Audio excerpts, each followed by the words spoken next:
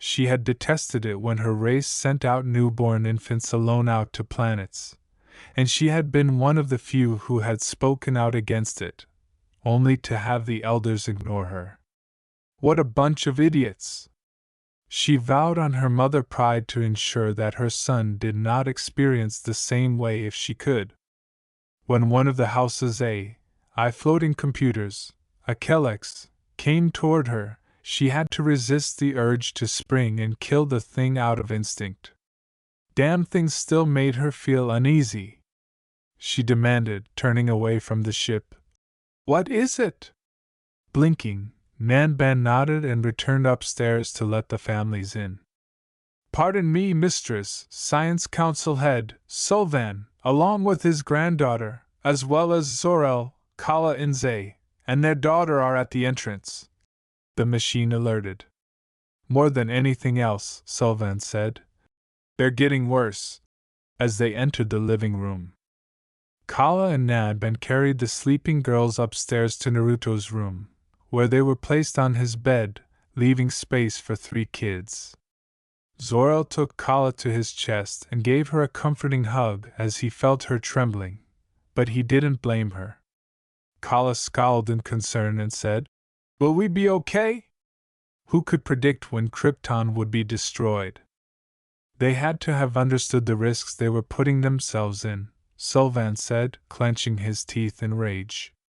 Before it was too late, the council ought to have seen the impending crisis. They didn't pay attention to the consequences they brought about by draining power from the core because of their own, and his, apparent hubris. He sighed sorrowfully. He was also to blame for the several scientific studies that were conducted by tampering with the core and collecting samples. He was at fault. His planet was in danger of being destroyed because of him. His scowl was the result of his sins. Is there any hope? He mumbled, although the others could obviously hear him. A thought crossed Nanban's mind, but should she bite her lip? She said, There might be, which caused the others to stare at her bewildered. What do you mean? Kala inquired in a hopeful manner. There's a ship, Nanban moaned, stroking her mane of hair. Jor-El and I made it so that in case of emergency, we could use it to take our family and evacuate, she remarked while referring to the cellar at the foot of the home. And what about us? Were you really going to leave us here to die? Sulvan scowled at her. Old fool! Nanban snarled at him. The safety of her family came first. Before a fight could start, Zor-El stepped up and said, All right, that's enough, Sulvan. The old man simply huffed and turned away. Zor-El then turned to face Nanban and asked, Do you think the ship will be able to get us out of Krypton? Nanban shook her head, lowering the adult's hopes.